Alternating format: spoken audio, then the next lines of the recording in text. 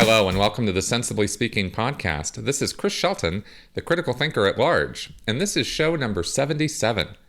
This show is available on Google Play, iTunes, Stitcher, as well as with video here on YouTube. I think this week we have a really good show for you. My guest is Steve Hassan. He is a licensed mental health counselor who has written on the subject of cults and published 3 books through his Freedom of Mind press. One of those books is Combating Cult Mind Control, which is an excellent breakdown of how destructive cults work, what undue influence is, how to recover from a cult experience, and what family and friends can do for their loved ones who may be stuck in a cult situation. I have recommended this book many times on my channel, and I really can't give it enough praise. Steve is a former cult member himself, having been involved with the Unification Church, which most of you probably know as the Moonies. He was with that for 2 years in the 1970s. Now, he and I have known each other for a couple of years, but it's been a bit of a ships in the night situation trying to get him on my podcast. We first met at the Toronto Getting Clear conference and had a great time doing some presentations about Scientology and some of the mechanisms it uses to gain mental and emotional control of its members. In this interview, I wanted to talk to Steve about destructive cults in general and how the mind control mechanisms work. So, without further ado, here's Steve. First off, Steve, thank you very much for being on my podcast. We've been trying to set this up for a while, and I really appreciate you taking the time. Yeah, I'm honored. We've talked about it for I think over a year, but I'm delighted to connect now. Awesome. Well, first off, just for my audience, I've mentioned you many times in videos and on my podcast. I've talked to about combating cult mind control because it was an amazingly good book to read for education on destructive cults. Now, I mean, really, it really helped me a lot in my recovery process. Right. And so I recommend it all the time. But for people who don't know anything about you, let's just do the short version of what is your background.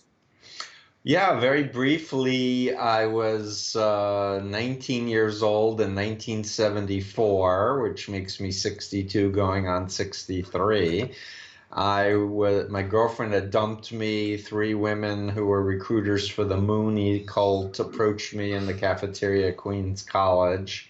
And within a few weeks, using deception, manipulation, I came to believe that God was calling me to follow the Messiah on earth, and he was a fat Korean industrialist who was sinless and who was going to purify women's vaginas and make them all sinless, and we would all be in mass weddings of tens of thousands of strangers who were all believers in the cult. I was made a leader. I was a recruiter. They used a book called The Divine Principle as their main text. And my story is I fell asleep at the wheel of a fundraising van and drove into the back of a tractor trailer truck on April 23rd of 1976. My family had been looking for me for a year because I had been programmed that they were evil and they were suppressive, to use a Scientology term, that Satan was in them. So I was in the hospital away from the group, sleeping and eating, because I was sleeping about 3 to 4 hours a night. And I reached out to my sister, Thea, who was the only person in my life that didn't say I was in a cult, didn't say I was brainwashed. She always just said, I don't understand. You seem very different. I don't understand these new beliefs. And please explain it to me. So I reached out to her and she was like, oh, you have a nephew you haven't met, come home, I'll take care of you, please visit. And I said, please don't tell the parents or my eldest sister, Steph, because they were evil and satanic. And she promised, and fortunately she broke her promise to tell them. They did an intervention, which started as a deprogramming involuntarily. By the second day, I agreed to do it, not because I wanted to leave the group or I had an iota of doubt. Consciously, I didn't. But I wanted to prove to everybody, especially my parents, that I wasn't brainwashed and that I knew what I was doing and I knew all this negative information by these ex-members. And fortunately, within a few days, my mind started opening up and I started realizing that Moon was a liar, that the group was making claims that were not true.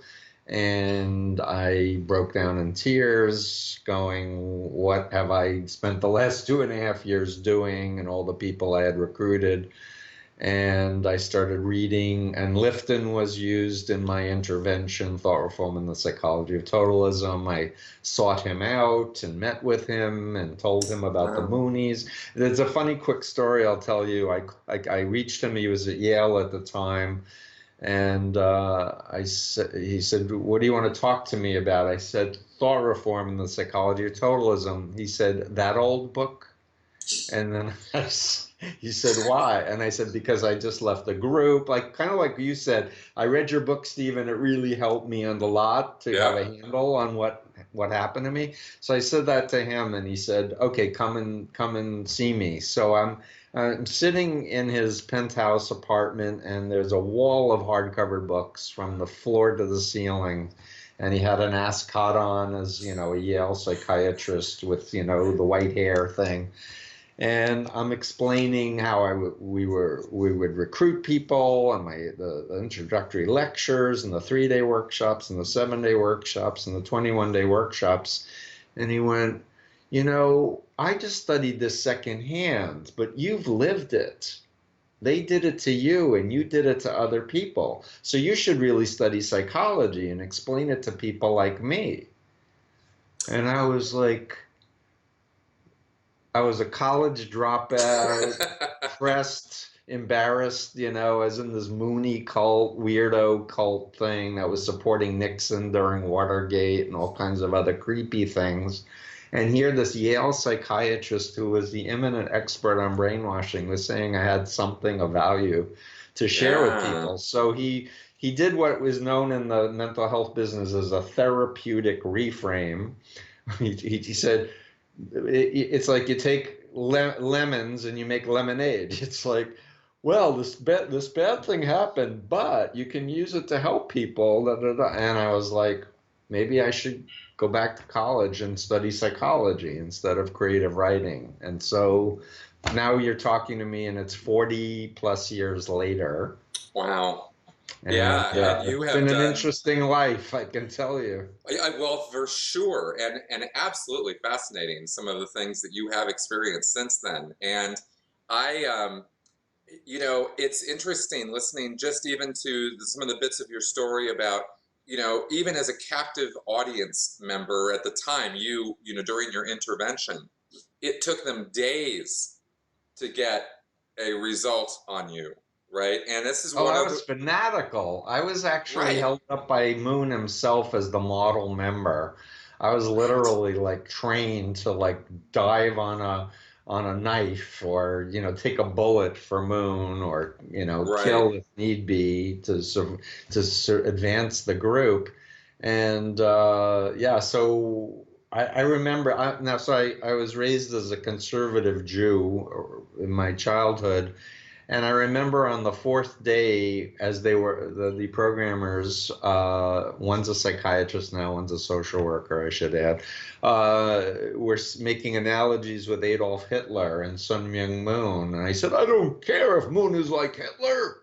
I've chosen to follow him, and I'll follow him to the end. And I meant it. Wow. Like, And and there's a conservative Jew background yeah, I was saying educated that, about the Holocaust, and I'm saying I don't care. I right? don't care. I'm in this. I'm doing this forever, and no matter what you say, it doesn't matter. This kind of thought stopping, this kind of complete obedience and devoted loyalty to the group. And that's partly why I do the work that I do, because I was so far gone. I know that if my family didn't rescue me, I could still be there today.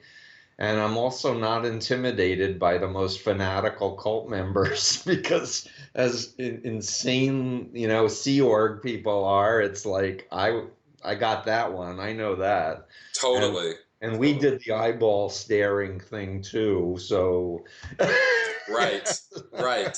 Yeah, no, people don't get, that these techniques that these cults use are almost universal in so many ways. There are so many commonalities between them, and it was for me a real point of relief when I realized that there Mhm. wasn't anything super super unique and special about Scientology's core techniques. And there's sort of, as I Right. used to put it, there's a cult leader playbook that these guys have.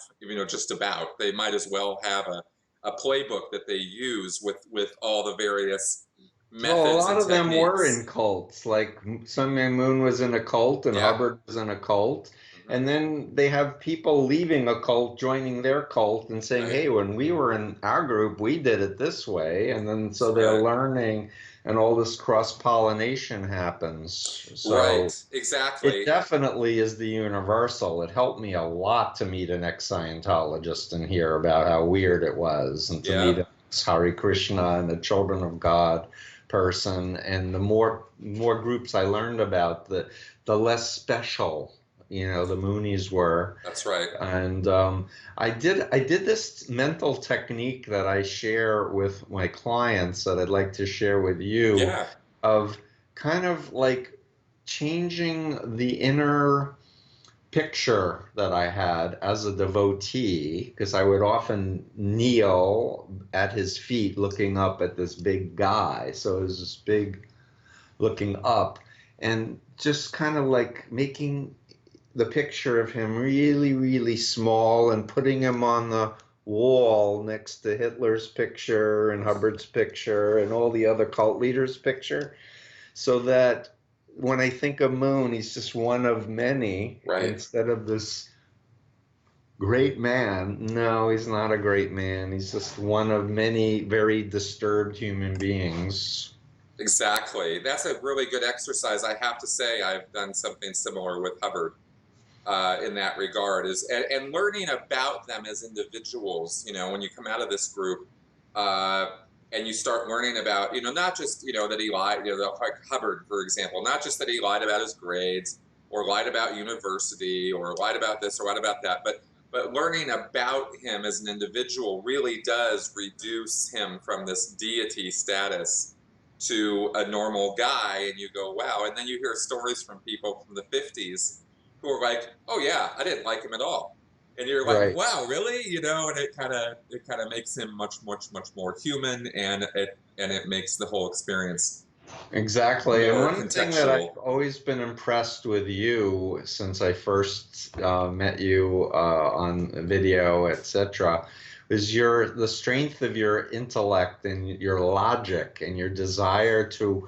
really want to know what is real versus what's a belief, or Mm-hmm. what I was told was this, but what's actually grounded in reality.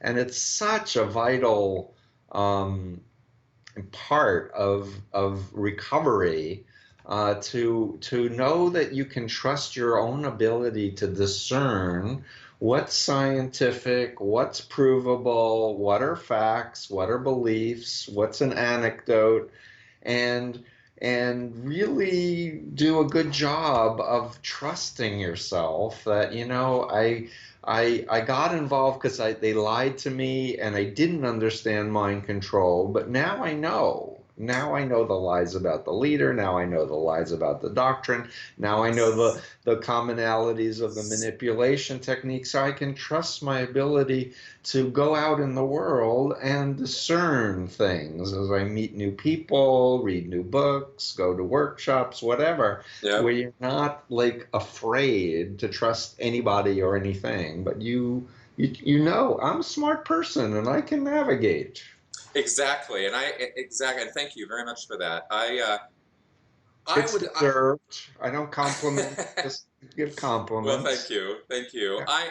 Let's go ahead and talk about a concept that you imparted in combating cult mind control that I've referenced, I've talked about, but But let's have you talk about it, and that is undue influence, because you just brought it up. You know, people get into these things because they are lied to, they're conned, and there's a lot of power to that. You Mm-hmm. know, you take somebody who's in a vulnerable position, or the cult gets them into a vulnerable position through its sales tactics or whatever, right? Right. And that's what all the introductory things that a cult does are meant to do, is get the person into a into a state where Right. they're willing to discuss themselves personally and they're kind of vulnerable. But Right. what is undue influence, and why that term even?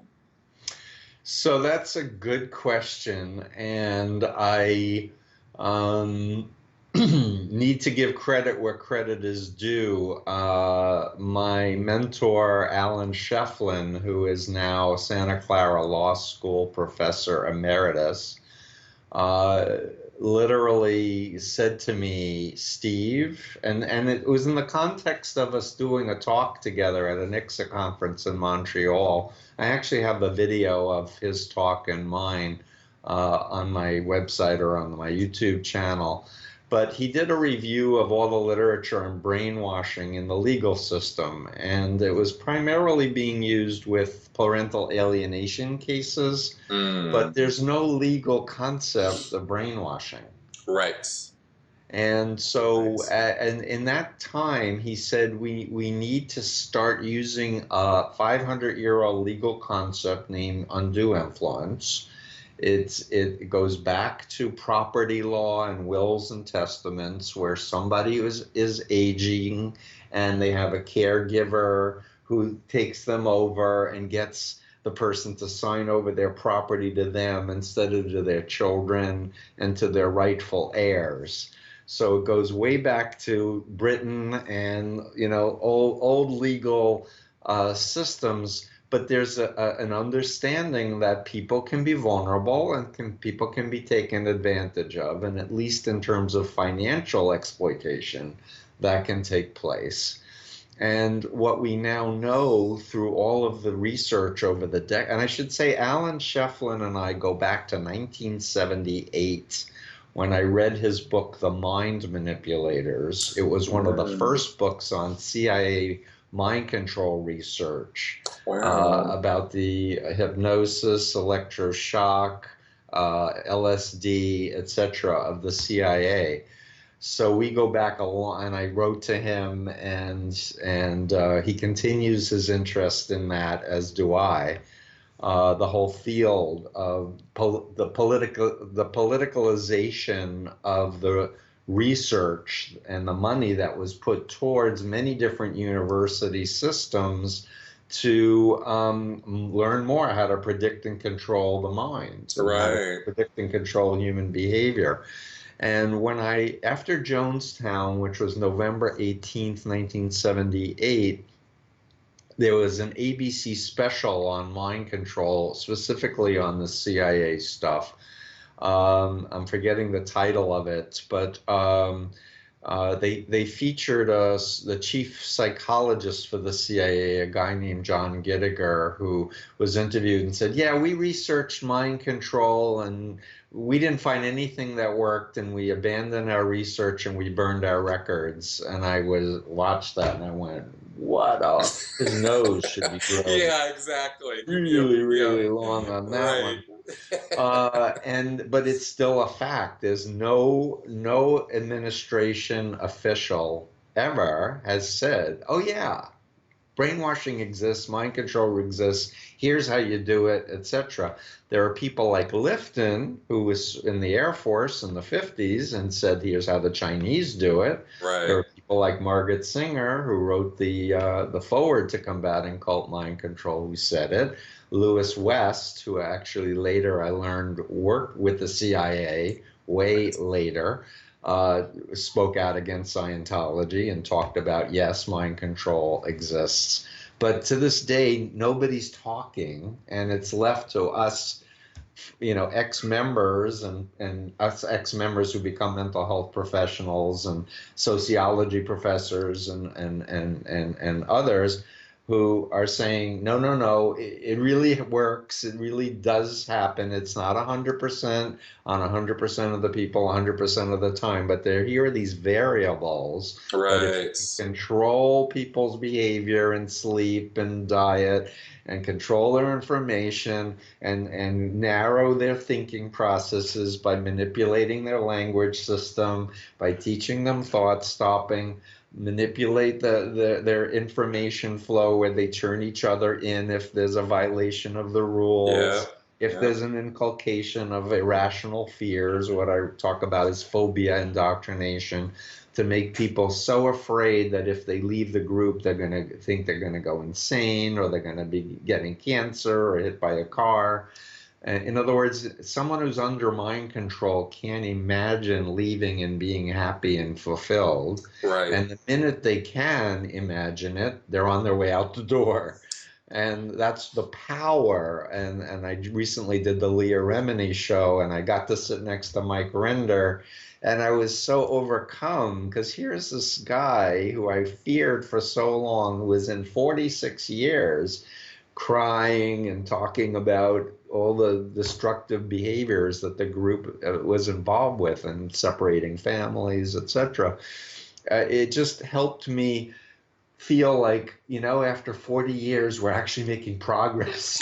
Yes. There is hope. People can leave after 46 years and That's be right. like a total dictator and leave and become a human being and want to help other people. Thank you, So Yeah. it was a wonderful thing. Very interesting. Very, very good. And there's an exception that has been pointed out to me recently in terms of what we were just talking about with undue influence being recognized in the courts. And that exception apparently, and I don't know all about this, but what was pointed out to me is that in France, in their legal system, this is actually a recognized thing in the courts. Have you heard about that or seen Yeah, that? it's very recent. There are Uh-huh. more, basically, US used to be way ahead of Europe in terms of understanding cults and brainwashing and mind control. And Mm-hmm. then when Scientology sued the Cult Awareness Network and put them out of business and made so many people afraid, Europe has kind of taken the lead. And so yes, there's an organization over there called FECRIS.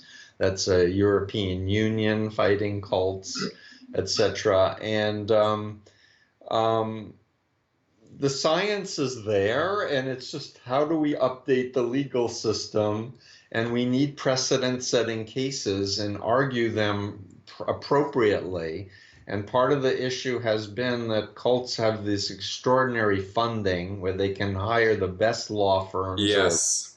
entangle them by retaining them so they can't help the former members. Right. And former members, we need the funding to put together the legal strategy and the legal cases. But then there's potentially billions of dollars that could be recovered and given back to former members. So it's part of my, the next phase of my life is raising this awareness about undue influence, Alan Shefflin's model. I wrote a blog on it with a link to the model itself that he published in the ICSA journal.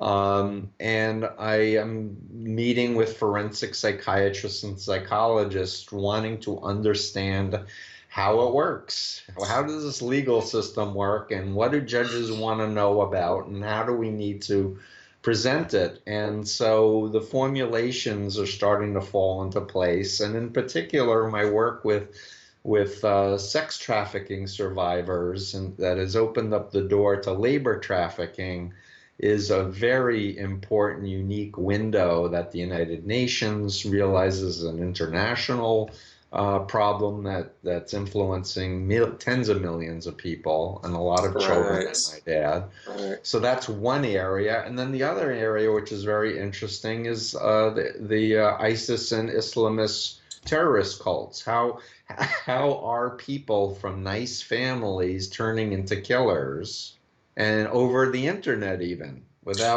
without necessarily going to some jungle in Jonestown where everything is controlled? How are they getting into people's heads? And so these two areas, trafficking and extremist terrorist recruitment and indoctrination, I think is forcing the politicians and the legal system to take note.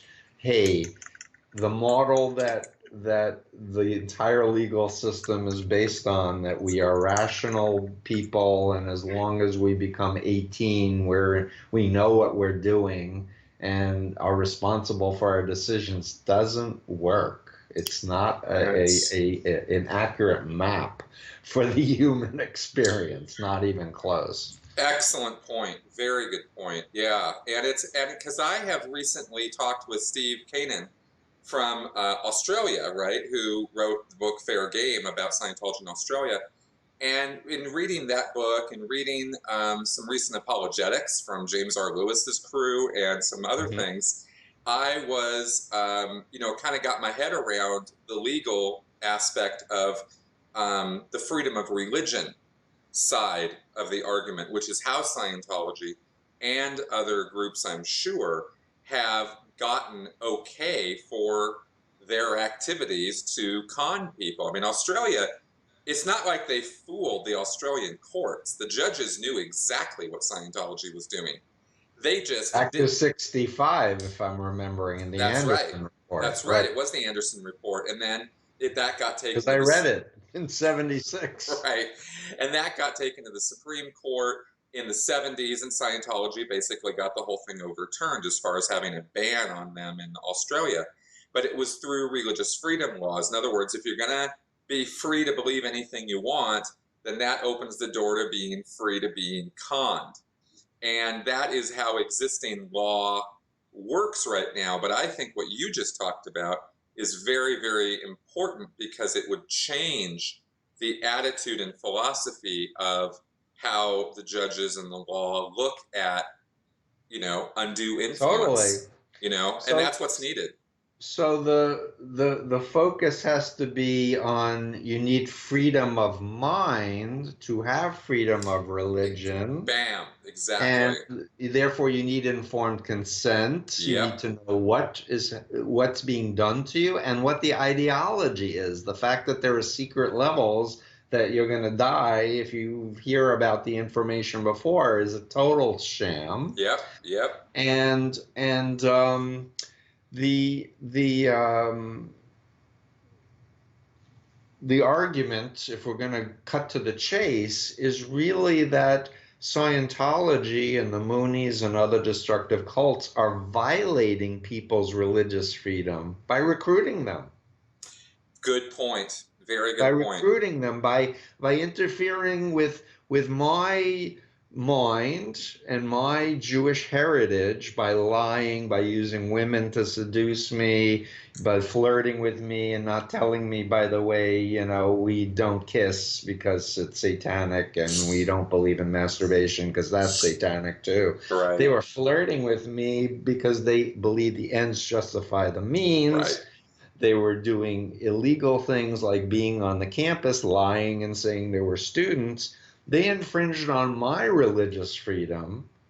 So that's another part of how we need to frame this. And from people who've actually studied the founders of the American Constitution, we have the arguments about freedom of mind. They were very aware of religion oppressing people's ability to think critically and have choice. Right. They wanted a separation between church and state deliberately.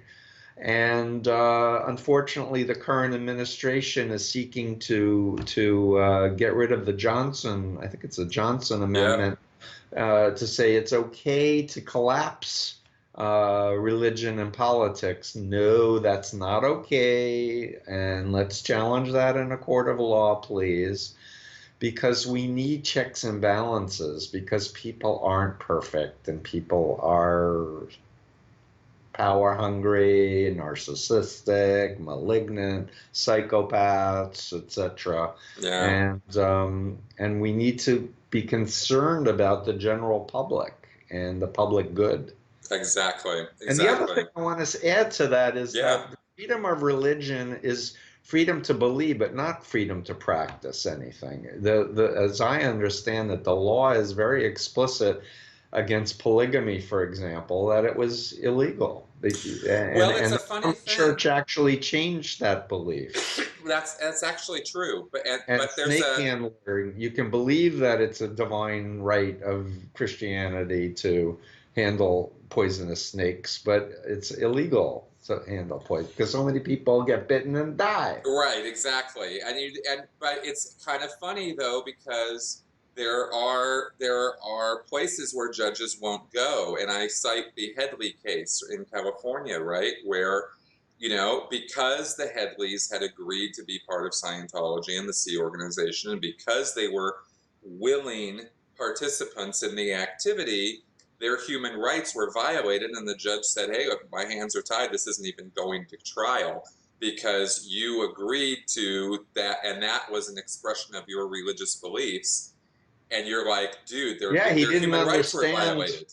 Like Yeah, he how, didn't understand lack of informed consent. He didn't Mm-mm. understand that the code of Scientology, which sounds so great, isn't applied. Exactly, And a exactly. million other And things. and so there's this like tentative, like we're gonna walk on eggshells around the Right. First Amendment, Yeah. and that is a problem, when it comes to groups like this. And especially it's a problem because cults like Scientology go to mainstream religions and say, if you don't back us up, Yeah, you're next. The atheists are exactly. coming after you next That's for right. believing in Moses talking to a burning bush. Exactly. So you better come and protect us. And no, let's be in the 21st century and let's like admit legitimate groups disclose what they believe, what they want from people before they pressure them to be That's recruited. right.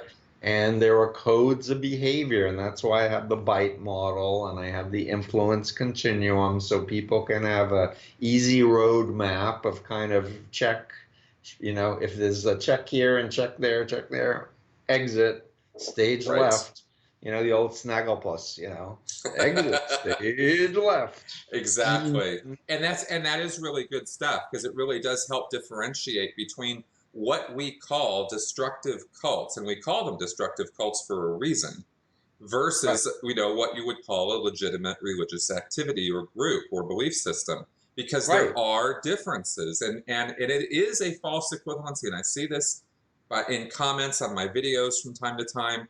Well, all religion is this and all religion is that, and I have to always kind of look at it and shake my head a little bit and go, it's more nuanced than that, you know Exactly. so Yeah, and when I show people the influence continuum, I don't have a handout here, but maybe you can add a graphic. yeah. And it's it makes it really simplistically easy for even, 10-year-olds to see, oh, this side is ethical influence. They're honest, they're responsible, they're accountable, it's love Yeah, oriented and true, and you can read whatever you want to read and talk to whatever. And here it's about deception and manipulation and obedience and fear programming and guilt programming and psychopathology. And you go through the checklist. Oh, and once you get that one, then you can go through the bite model and say, you know what? Uh, there's a difference between Sea Org members and public Scientologists. right. Here's the pyramid with the rings. So the public Scientologists are the rings, but they're still being controlled through the flow of the pyramid, through their indoctrination, but it's not as bad as somebody who's in the core of the pyramid. So Exactly. these maps to help us figure out these somewhere important distinctions. Exactly. And again, that's why it's really good stuff to read your book. Hmm. Let's talk very briefly. There is so much I want to cover with you, but I know our time is limited. So let's talk briefly about cognitive biases, because I'd like to just go briefly into, the headspace of people who get into a fanatical or a cult-minded way of thinking, right? Because and again, it's a nuanced thing. There's gradations of this. It's not black and white. You can be Right. more fanatical or less fanatical, but there's a scale or, of fanaticism or of, cult indoctrination. And you have people who see themselves as being perfectly rational, and yet the facts say otherwise, right? If you're just not connected with it and very objective, you just go, wow, this person's really saying some things that are kind of, really not founded on fact. Right. How does that work cognitively? Like, what's going on in a person's head with that?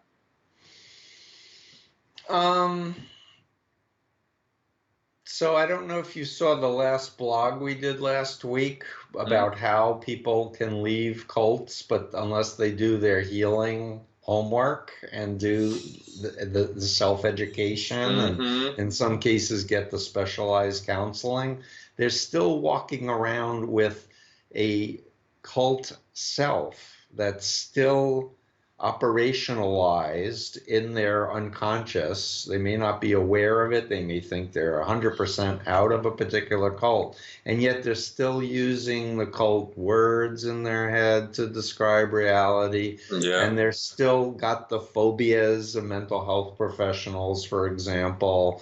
And I don't need therapy, and even though they won't say that they're afraid because they had 20 years of negative programming about mental health professionals.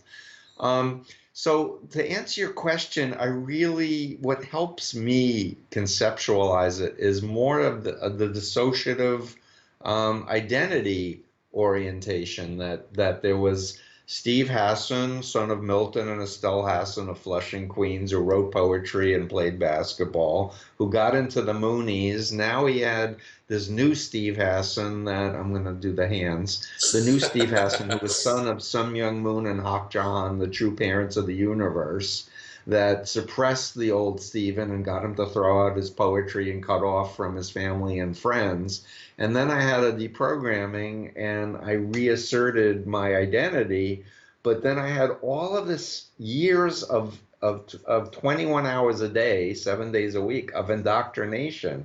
And it's really a process that one needs to do to go back and deconstruct all of the crap that was put inside of this identity, to the point where I have in my therapy with people and my consultations with ex-members, I teach them a toolkit of different mind control strategies so that they can control their own mind and they can, in a sense, deprogram their younger self that was deceived and manipulated into it. So, like, Chris, if you go back in time to when you first heard about Scientology, how did you first hear about Scientology, if I can ask you? Oh, me? I was almost born into it. My parents got involved when I was about 4 or 5 years old.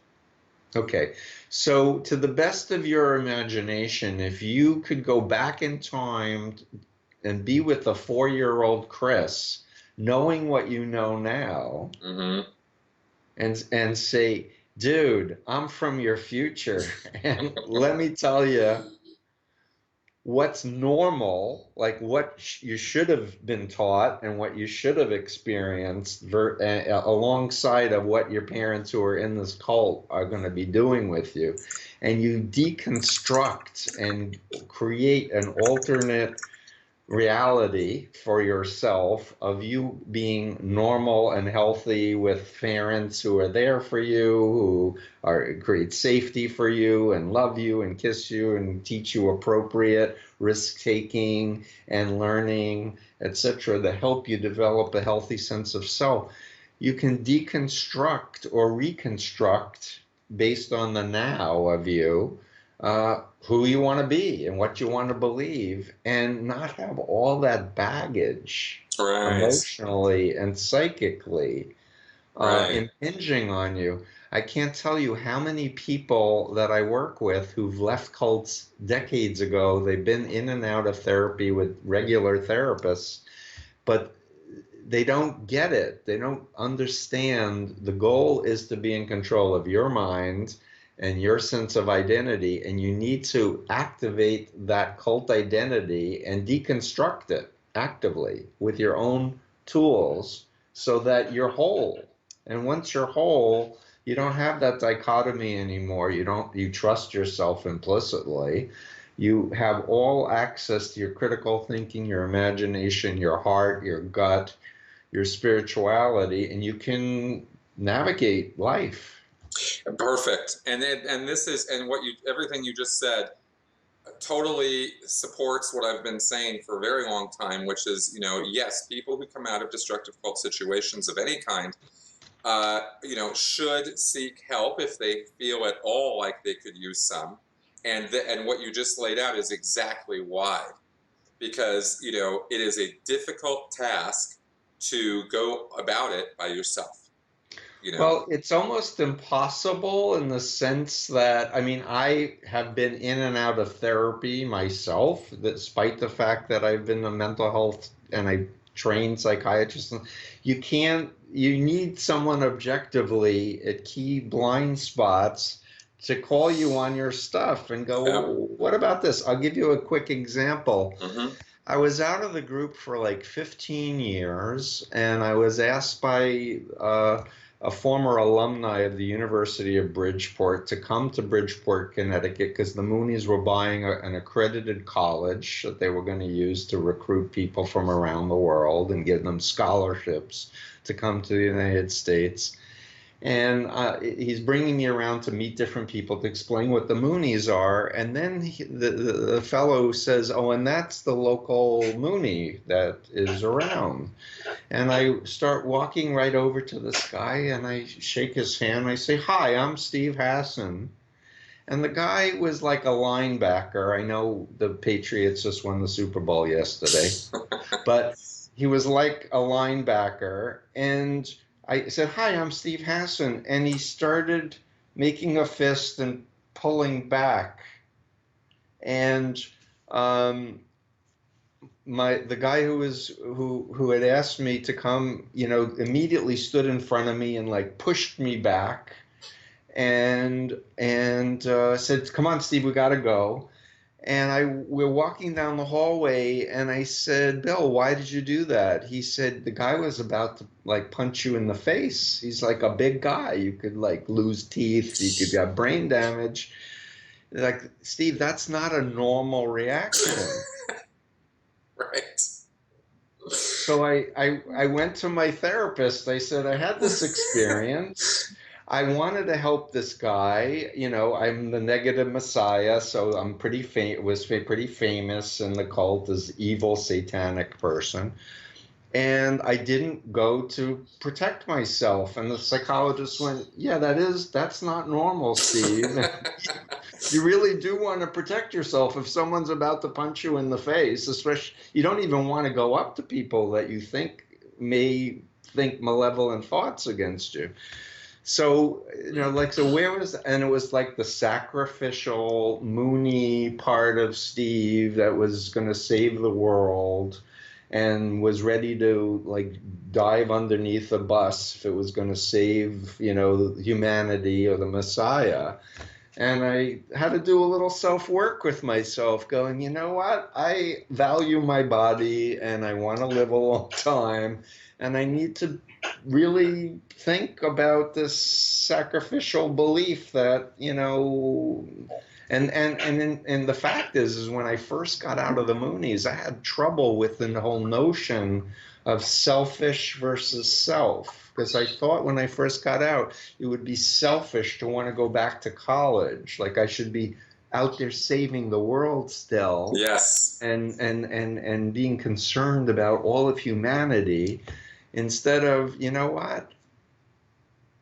I can help humanity, but let me do it with a graduate, a college degree or a graduate degree. And let me think about how to make a living too while I'm at it and not just, Wow.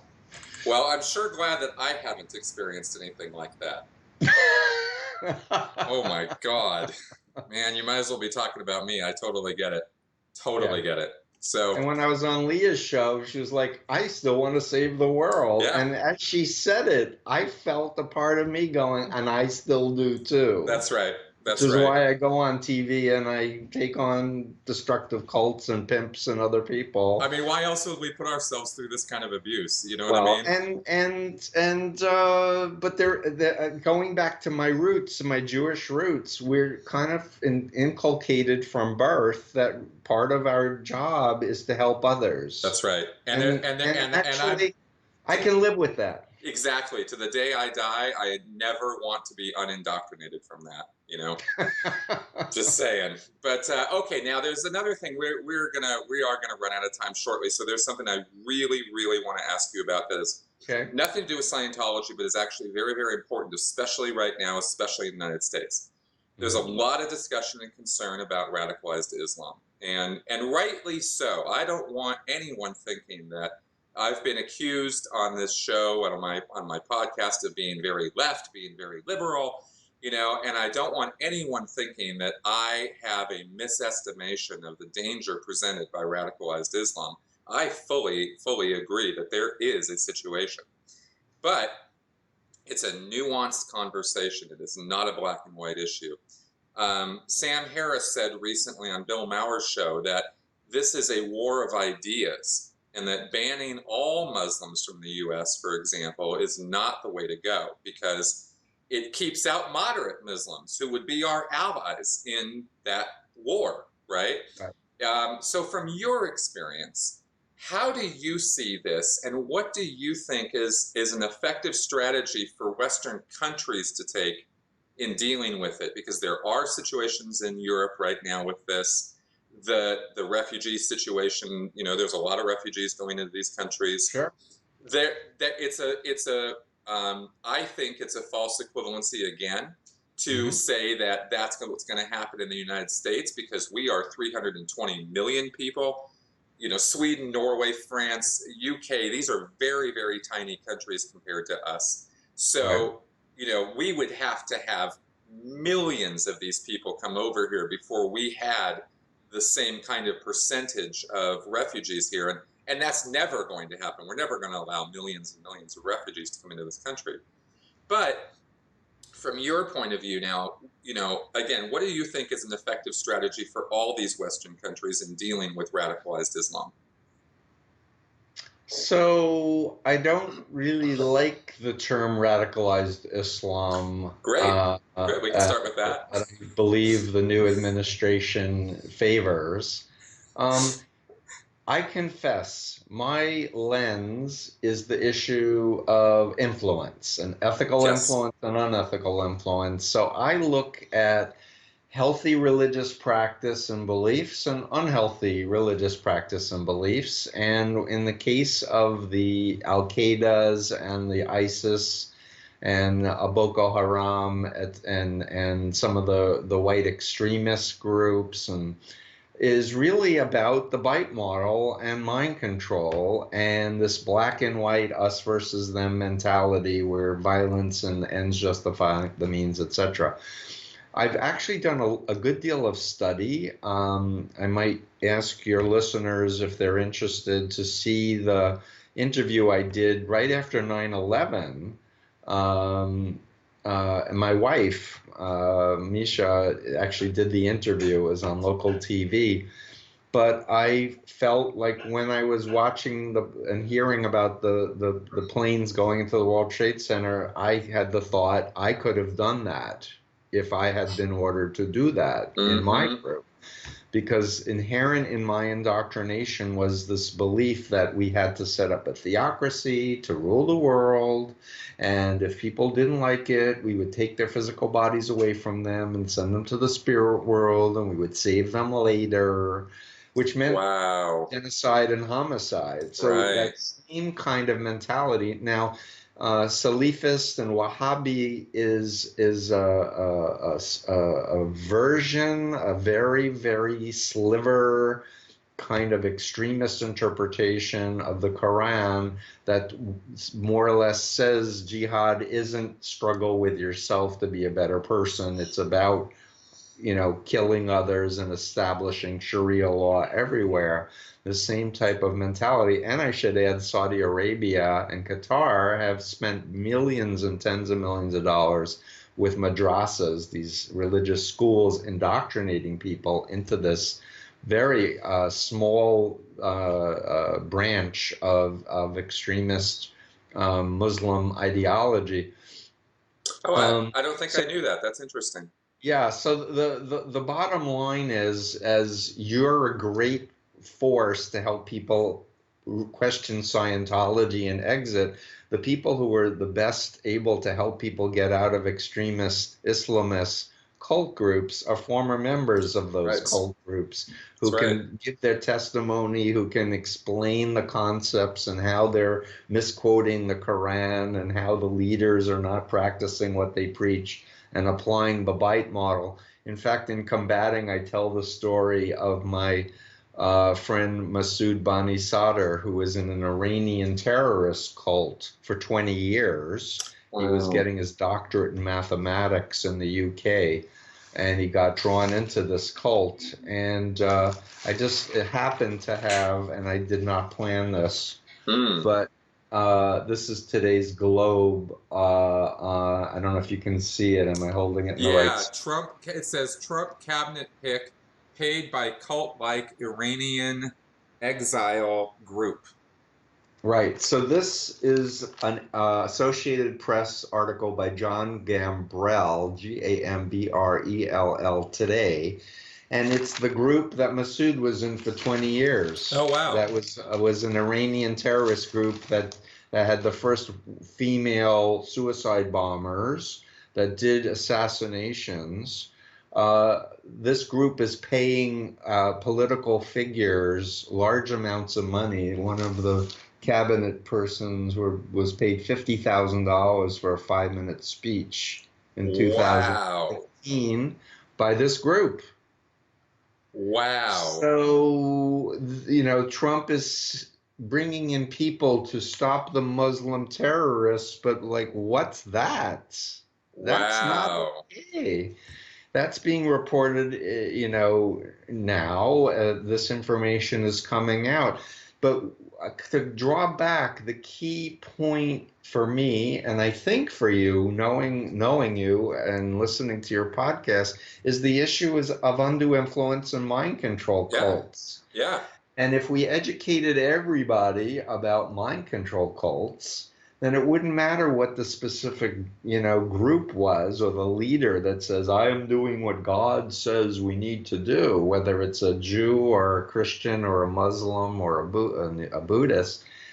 If it's a destructive cult, it's a destructive cult. And we shouldn't be giving them tax exempt status. We should That's right. not be giving them extra liberties to abuse people's human rights.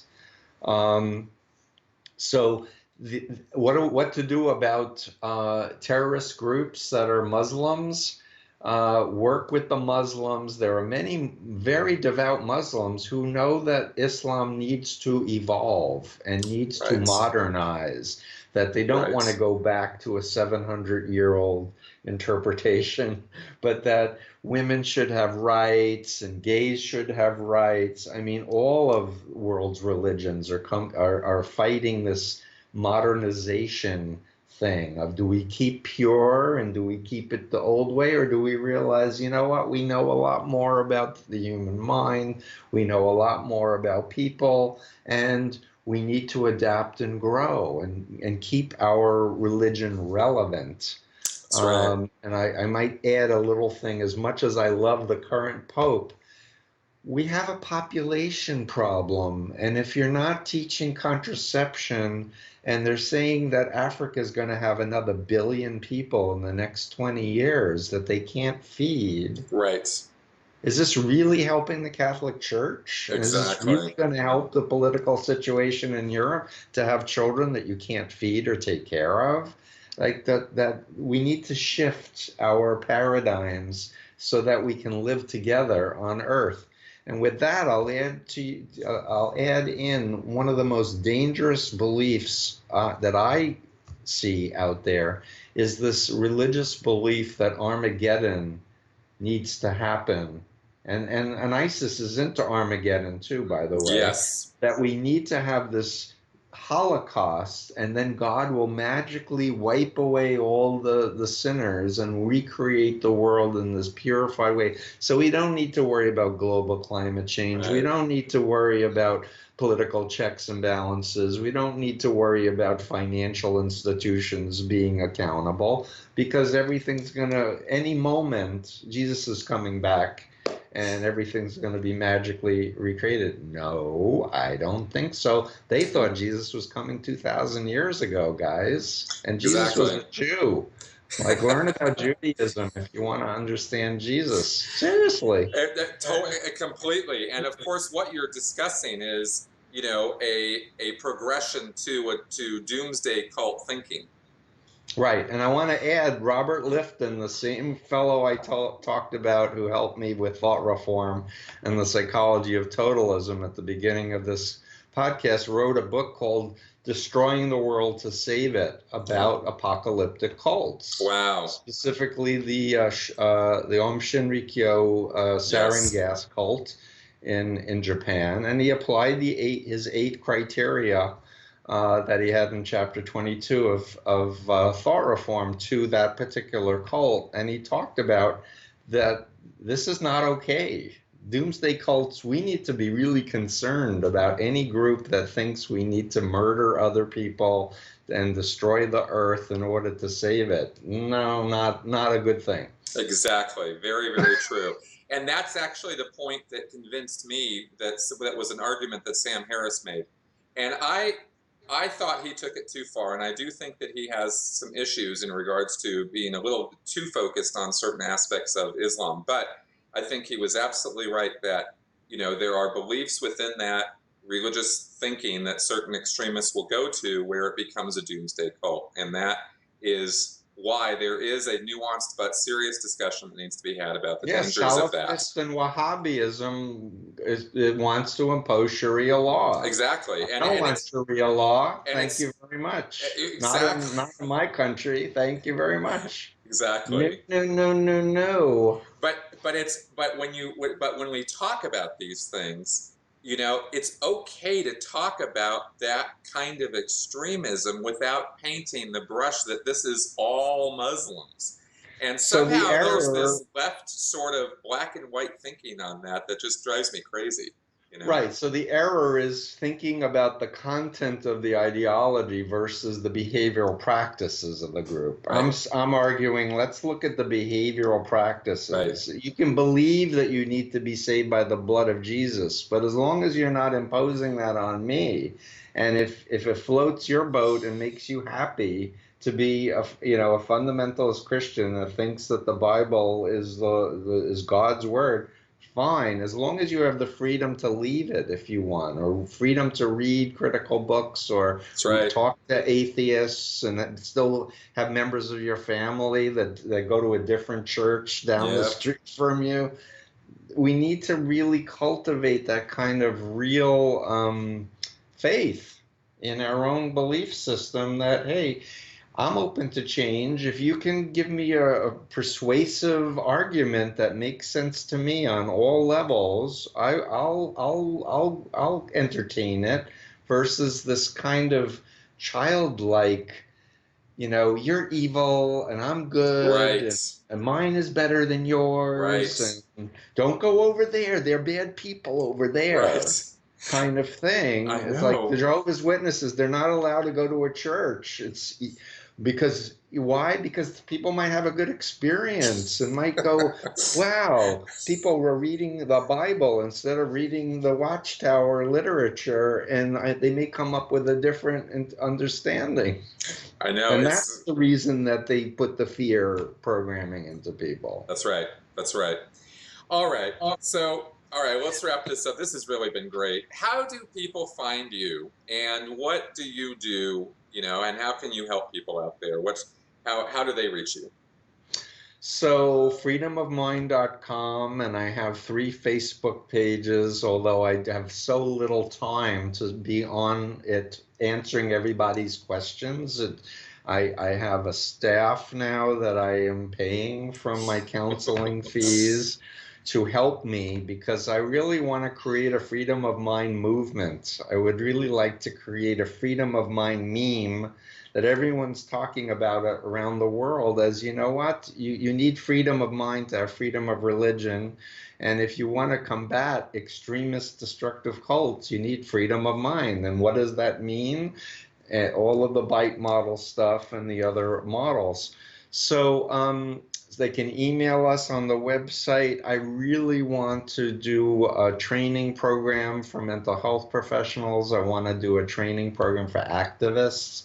I'd like to do recovery groups around the country and around the world to help disseminate what I've learned in 40 years. I have Steve Gusick in Illinois, who's an ex-Jehovah's Witness, who's active with Freedom of Mind. Rachel Bernstein, who you've had on many times, Yes. is affiliated with us as well in LA.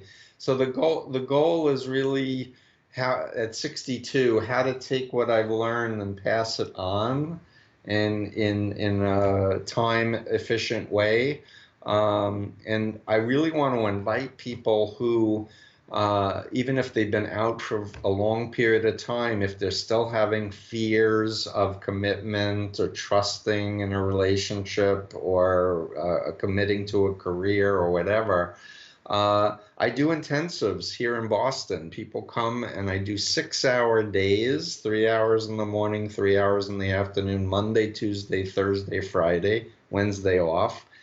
And in 24 hours of consultation, people are completely different in the sense that they understand in a very personal way the big picture of what mind control is, and specifically are undoing their cult identity and programming. And I give them a toolkit for how to do that.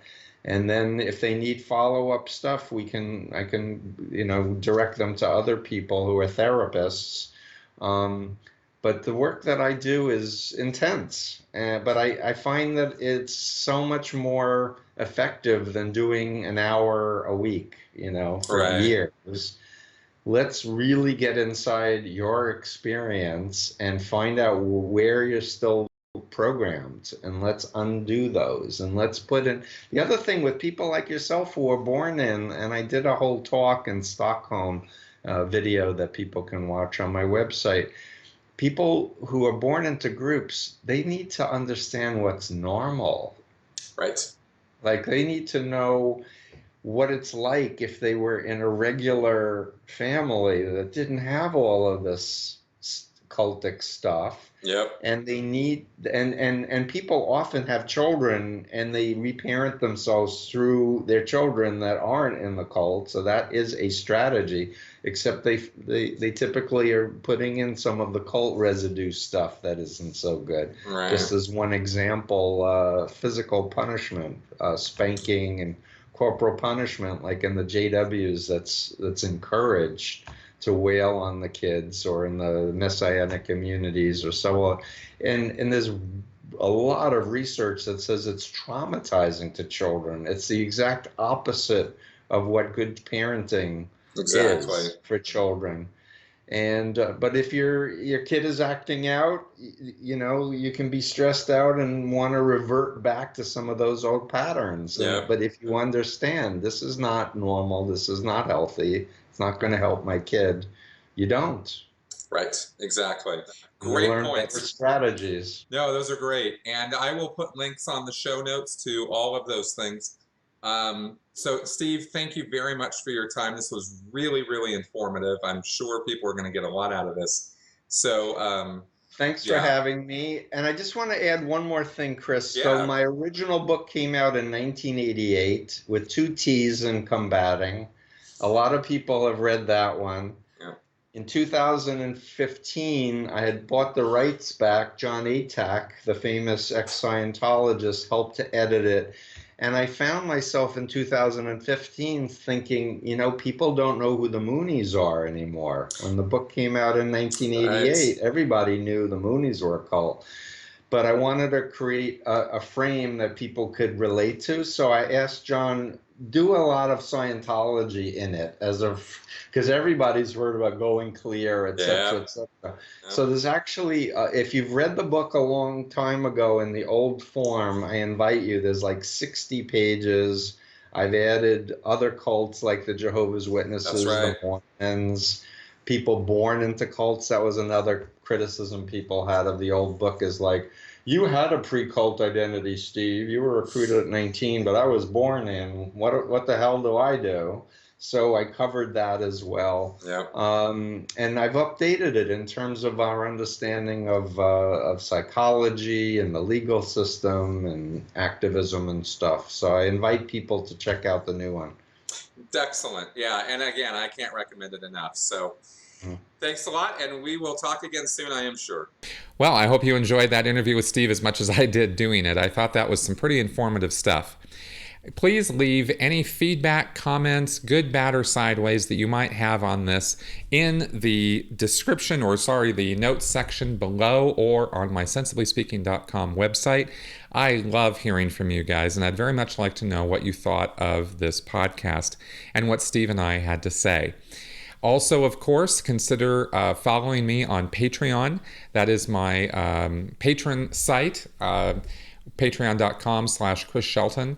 A link is below, and that, of course, helps me keep this show going and keeps my channel going.